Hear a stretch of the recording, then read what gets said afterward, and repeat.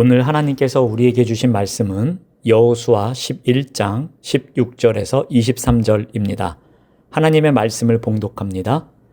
여호수아가 이같이 그 온 땅, 곧 산지와 온 네겝과 고센 온 땅과 평지와 아라바와 이스라엘 산지와 평지를 점령하였으니 곧 세일로 올라가는 한락산에서부터 헤르몬산 아래 레바논 골짜기의 바알갓까지라. 그들의 왕들을 모두 잡아 쳐 죽였으며 여호수아가 그 모든 왕들과 싸운 지가 오랫동안이라. 기브온 주민 히위 족속 외에는 이스라엘 자손과 화친한 성읍이 하나도 없고 이스라엘 자손이 싸워서 다 점령하였으니 그들의 마음이 완악하여 이스라엘을 대적하여 싸우러 온 것은 여호와께서 그리하게 하신 것이라. 그들을 진멸하여 바치게 하여 은혜를 입지 못하게 하시고 여호와께서 모세에게 명령하신 대로 그들을 멸하려 하심이었더라.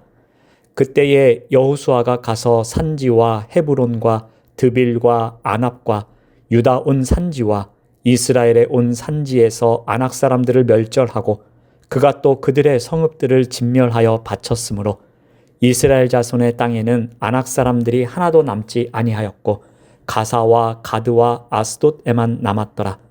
이와 같이 여호수아가 여호와께서 모세에게 말씀하신 대로 그 온 땅을 점령하여 이스라엘 지파의 구분에 따라 기업으로 주매 그 땅의 전쟁이 그쳤더라. 아멘. 오늘 말씀의 제목은 겸손과 순종으로입니다. 오늘 본문은 여호수아가 가나안 땅을 정복한 후 남북 전체 영토를 요약하는 결론 부분입니다. 가나안 정복 전쟁의 긴 여정이 마무리되고 하나님이 약속하신 땅이 이스라엘에게 실질적으로 주어지는 장면입니다. 이 말씀은 단순한 역사 기록을 넘어 하나님 나라의 승리가 어떻게 열리고 어떻게 완성되는가를 깊이 보여주는 말씀입니다. 본문 16절에서 18절은 여호수아가 점령한 가나안 땅의 전체 윤곽을 보여주는 정복 전쟁의 요약입니다. 남쪽의 한락산에서 북쪽 바알갓까지입니다. 이는 하나님께서 주시기로 약속하신 경계입니다. 이 지리적 기록이 중요한 이유는 단지 얼마나 넓은 땅을 차지했는가를 말하려는 것이 아닙니다. 하나님의 약속이 실제 역사 속에서 성취되어 가고 있다는 사실을 강조하는 데 있습니다. 하나님이 아브라함에게 주신 언약이 수백 년을 지나 드디어 구체적인 땅의 형태를 갖추며 이루어지고 있는 것입니다. 여기서 한 가지 가나안 왕들의 공통점이 있습니다. 가나안 여러 왕들이 모두 진멸당한 이유를 분명히 밝힙니다. 그 이유는 군사력이 약했기 때문도 아니고 이스라엘이 강해서도 아닙니다. 20절에 보면 그들의 마음을 완악하게 하사 이스라엘에게 진멸을 당하게 하셨다라고 기록합니다. 가나안 왕들은 자신들이 패배할 것을 보고도 이스라엘 하나님께서 얼마나 놀라운 일을 행하시는지를 듣고도 마음의 문을 닫았습니다. 이 완악함이 단순한 고집은 아닙니다. 하나님을 인정하지 않겠다는 고의적 저항입니다. 하나님의 통치를 거부하는 영적 반역입니다. 하나님 앞에서 끝까지 마음을 펴지 않겠다는 교만입니다.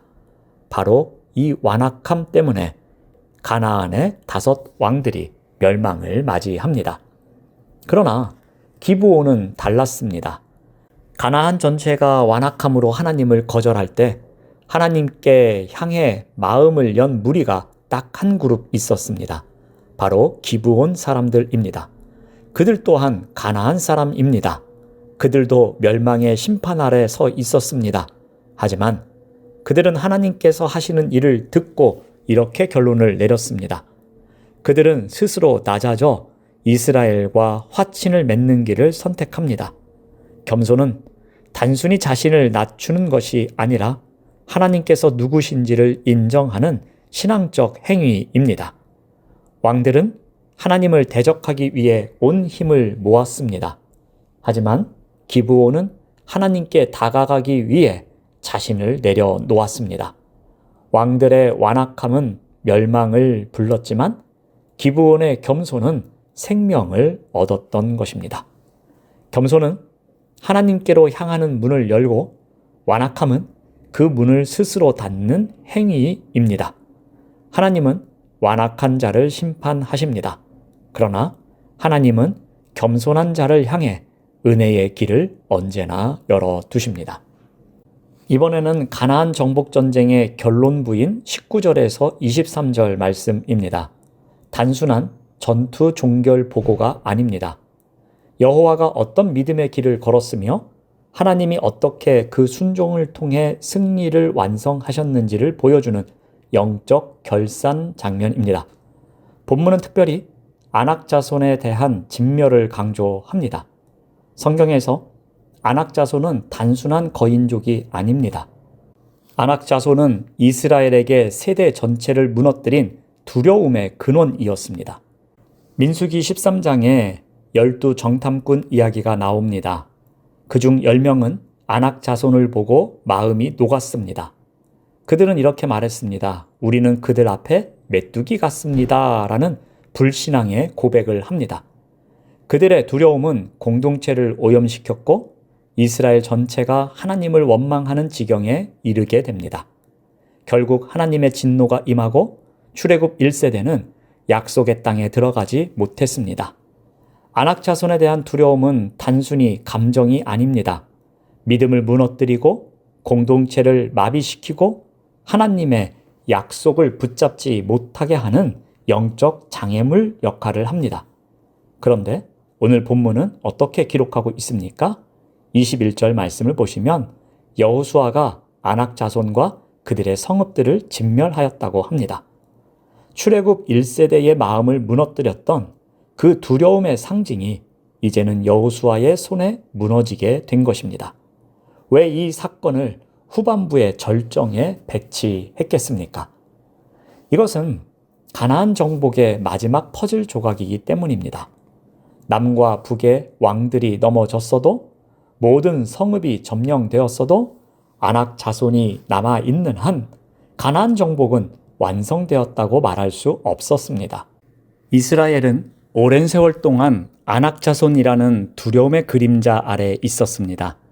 그림자가 남아있으면 참된 평안과 안식은 없습니다. 여호수아는 그 마지막 두려움을 하나님과 함께 마주했고 그 자손들을 진멸함으로 두려움의 뿌리를 완전히 끊어낸 것입니다. 본문은 이렇게 말합니다. 23절 말씀을 보면 여호수아가 여호와께서 모세에게 명하신 모든 것을 다 행하였다고 합니다. 이 구절이 가나안 정복 전체를 요약하는 신앙의 핵심입니다. 여호수아의 능력이 승리를 만든 것이 아니라 여호수아의 순종을 통해 하나님이 승리를 완성하신 것입니다. 여호수아는 모세 시대부터 여호와의 말씀을 떠나지 않는 사람이었습니다. 하나님께서 함께 하시는 이유는 그가 담대했기 때문도 전략적이었기 때문도 아니었습니다. 그가 순종했기 때문입니다. 하나님은 순종을 통해 길을 여시고 순종을 통해 승리를 주셨고 순종을 통해 약속을 완성하셨습니다. 본문 마지막은 이렇게 말합니다. 23절을 보면 그 땅에 전쟁이 그쳤더라. 이 표현은 단순히 전투가 끝났다는 말이 아닙니다. 이 말은 하나님의 샬롬이 회복되었다는 의미입니다. 두려움이 사라지고 하나님의 약속이 현실이 되고 주신 땅에서 안식이 시작된 것입니다. 오늘 우리의 현실도 비슷합니다. 우리에게도 아낙 자손 같은 두려움의 상징이 있습니다. 오랫동안 풀리지 않는 문제, 마음을 짓누르는 근심, 과거의 실패의 기억, 하나님보다 더 커 보이는 문제, 이 두려움은 믿음을 약하게 하고 순종을 흔들고 하나님의 약속을 보지 못하게 만듭니다. 그러나 여호수아가 온전히 순종했을 때 하나님은 두려움의 뿌리를 뽑아내셨습니다. 하나님은 오늘도 순종하는 자에게 승리를 완성하십니다. 큰 믿음을 갖기 전에 계획을 세우기 전에, 능력을 갖추기 전에 하나님은 순종하는 사람을 통해 일하시고 그 순종 앞에서 우리의 안악 자손들이 무너집니다. 겸손한 자에게 길이 열리고 순종하는 자에게 승리가 완성됩니다. 오늘 우리의 삶도 마찬가지입니다. 우리가 겸손히 하나님을 인정하며 마음을 열고 말씀 앞에 순종하는 길을 선택할 때 하나님께서 막힌 길을 여시고 두려움의 뿌리를 끊으시며 우리의 앞선 세대가 풀지 못했던 문제까지도 해결하시는 놀라운 승리의 역사를 이루실 줄 믿습니다. 그리고 결국 우리 삶에도 전쟁이 그쳤더라, 즉 하나님의 안식과 평안이 임하는 날이 오게 될 것입니다. 승리는 우리의 능력만으로 만들어가는 것이 아닙니다. 겸손과 순종을 통해 일하시는 하나님의 은혜로 완성된다는 것을 기억하시기 바랍니다. 기도하겠습니다.